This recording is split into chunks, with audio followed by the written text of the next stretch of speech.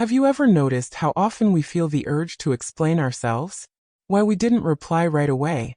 Why we feel sad? Why we said no?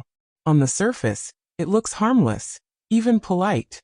But behind this constant need to justify ourselves lies something deeper, a wound. Carl Jung, the great depth psychologist, saw this as more than just a habit. He believed it's a sign of disconnection from your own inner authority. When you keep trying to explain who you are, what you feel, and why you act the way you do, you're really searching for permission to exist. This usually begins in childhood. Imagine growing up where your feelings were dismissed. You're too sensitive. Don't be dramatic. You shouldn't feel that way. Over time, the message becomes, my feelings only matter if others approve of them. And so, as adults, we explain ourselves endlessly, not because others really need an explanation, but because we're afraid of being rejected, judged, or abandoned. The cost is heavy.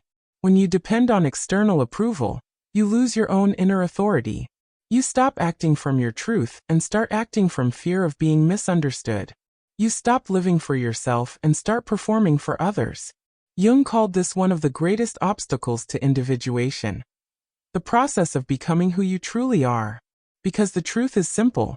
If you feel the need to constantly justify yourself, you're not free. Every explanation is a subtle form of surrender. It's as if you're saying, unless you allow it, I cannot exist. But here's the turning point. When you stop explaining yourself, everything changes. The silence may feel uncomfortable at first. But within that silence, a new authority begins to rise, your own. You realize your emotions don't need permission. Your decisions don't require a defense. Your existence doesn't need a footnote. This is what Jung meant by developing inner authority. It's not arrogance. It's not shutting people out. It's learning to trust that your inner experience is valid, simply because it's yours. And when you do this, the cycle of endless explanation breaks.